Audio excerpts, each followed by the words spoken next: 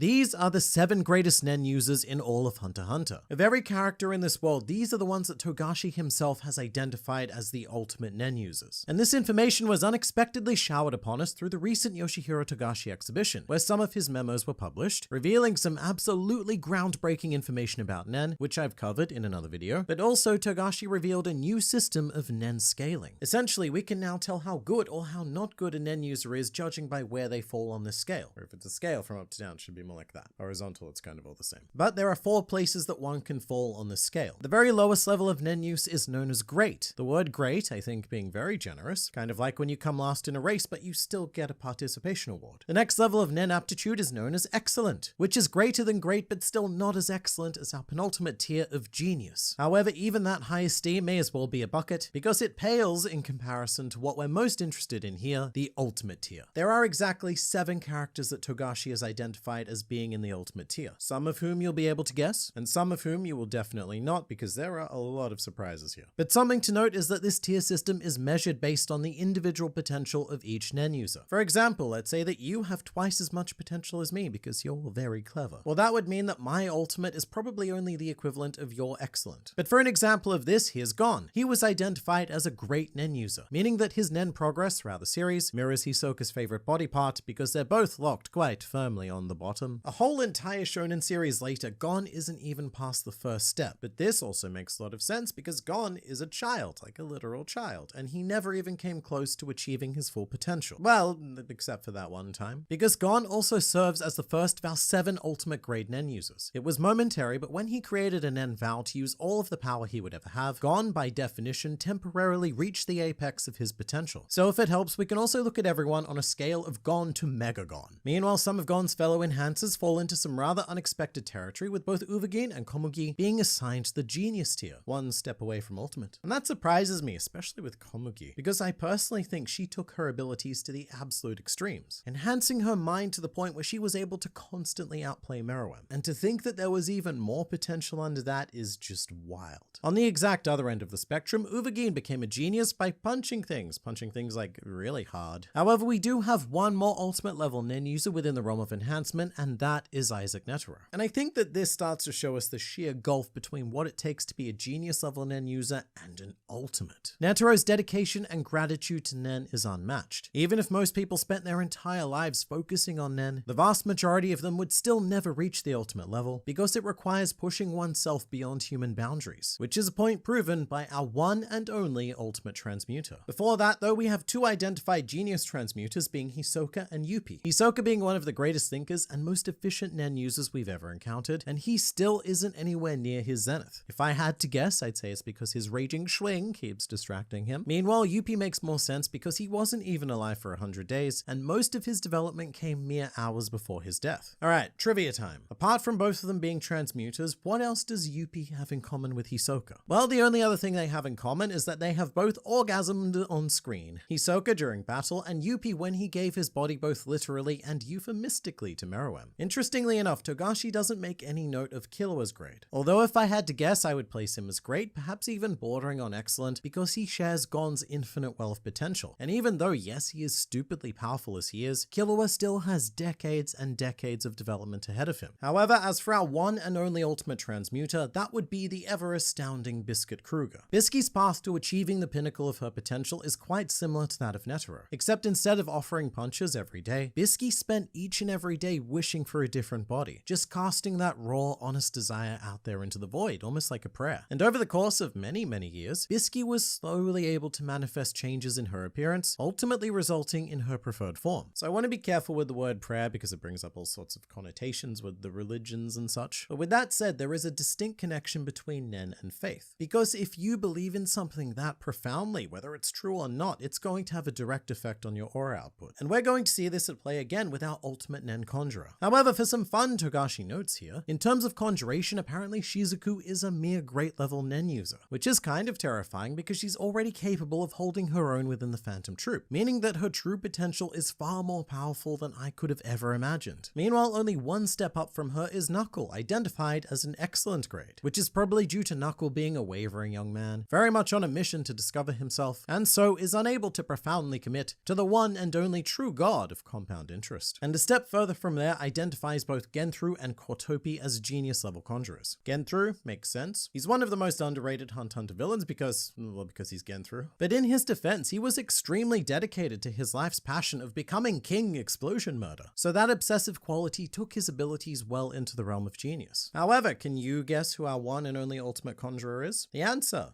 is probably not. Well, probably, in fact, likely, because I did mention it in the last video. But our ultimate level conjurer is Abengane, which was hugely mind-blowing for me at first, but I think Abengane stocks must be doing pretty well right now, because the more I invest, the more sense it seems to make. It's that connection between Nen and Faith popping up again. Abengane is a Nen exorcist whose ability relies strongly on an effigy ritual and offering a prayer to the forest spirits. And despite exorcism being closely associated with religion, faith isn't a requirement for this sort of ability. For example, the Chimera Antina also has an exorcism ability, but there's nothing ritualistic about it. So this whole effigy business is a product of Abengane's pre-existing faith in the forest spirits. I should also say that most Nen exorcists should be at least genius level, if only because it is such a specific niche of Nen with very limited potential. So provided you aren't a complete moron with aura use, you should at least hit the genius level, if not ultimate ceiling, pretty quickly in this specific area, or at least easier than you would every other area. Notably, the most famous conjurer in all of Hunter x Hunter, Kurapika, is not listed here. However, he was previously designated as a dual affinity user of both conjuration and specialization, so maybe, just maybe, we'll find him there. Moving to manipulators now, and this blew my mind, but in the opposite direction from Abengane. So what's the opposite of blow? Suck? It sucked my mind. But it's moral, because despite being who I personally think is one of the greatest and most versatile aura users in this world, he's still pretty much at step 1, being identified as a great tier Nen user. However, in this case, I think Moral's versatility is exactly the problem. Much like disappointing Vegemite on toast, Moral has spread himself far too thin. Yes, Deep Purple can create essentially anything for any situation, but in reality, he's the Nen equivalent of a dollar store. Yes, he has everything you need, but it's also poor quality in comparison to users who specialize in just creating and perfecting one of those things. Togashi also said that it's harder to level up if you're focusing on multiple affinities, and Moral, very notably, relies quite heavily on his worst affinity of transmutation. But that's why we can't use this system to power scale Nen users, because Moral may officially be quite low level, but he's still a better aura user than most people who have reached the excellent or even genius tiers. And speaking of, our two confirmed genius level manipulators are Illumi Zoldyck and Shiapoof, no last name, let's call him Shiapoof Ant-Man. But Illumi is definitely no surprise. He tunnels pretty hard into pure manipulation and has taken his powers to their utmost human limits. The thing about Illumi is that he, of all characters, is going to have quite a rough time penetrating their ultimate sphere, because he's just so devoid of desire. There's nothing pushing him that one step beyond, like Bisky and netero. There is some potential here with the whole wanting to control Alaka thing, but Illumi's desire to control Killua to then control Alaka by association would need to be something that obsessively festers over years and years. And I just don't know if Illumi quite has that in him. With Poof, his abilities break my brain, quite literally, because that's very much what they're designed to do. I'm amazed that he has even further potential, but at the same time, after absorbing part of Poof, Meruem did demonstrate the next level of his abilities by flat out reading minds, whereas Poof could only form conjecture. So I guess we know for a fact that in this case, full potential was not reached. But here is our ultimate level manipulator. And it's no one. Togashi did not designate a single character as having reached the zenith of manipulation, and honestly, I can't think of a single manipulator who would even come close. If not Illumi or Shiapoof, then it's no one. It's getting to the point where I think that manipulation is the new sort of meme affinity, because that used to be emitters, but the emitter class has not just one, but two ultimate level Nen users. And Razor is not one of them. Not even close, actually. Razor is a mere great tier user, which is even more shocking to me than Moral. I imagine it's because he has a similar issue, spreading his abilities too thin across all of the Greed Island mechanics. But to think that someone as disgustingly powerful as Razor hasn't even left the starting line it's absurd. Overall, Razor may even have more potential than Gon. And fun fact, the very first time I was going through Hunter x Hunter, I had already been spoiled on Adult Gon because of all of the memes. However, I didn't know that this guy was Gon. So when I first saw Razor, I was like, oh man, this is it. This is the guy. Because Razor also wears a white shirt and very shockingly tight shorts. So I was convinced that Razor was going to be the guy who ended up being Gon. And after seeing Togashi's Nen levels, look, if Razor ever got off Greed Island, I now think that he could absolutely reach Adult Gon level. For more emitters, Nov is an excellent tier, good on him, while Silver Zoldyck was granted the rank of genius, even though all we've seen from him are his 2 massive balls. Then again, I suppose emitting 2 giant balls makes sense when your name is Zoldyck. But sadly for Silver, he's only the 2nd best Zoldyck emitter, as his father Zeno is our first ultimate level emitter. And to dwell on this for a second, Zeno is more of a business and family man as opposed to a faith man, but he does still have his core beliefs. More so than any other Zoldyck, he believes in the art and rules of assassination, which is why the thought of potentially having accidentally killed Komugi caused him an inner crisis. That belief isn't shared by, I think, any of his family, who are much more okay with collateral damage, especially Ilumi and Miluki and Killua and Silver and Kikyo and everyone. Everyone's more or less okay with killing people, except for Zeno. He needs to be paid to do that. It's immoral if you're not getting paid. Meanwhile, the other ultimate tier emitter is of course the Ant King Meruem, which I say underwhelmingly because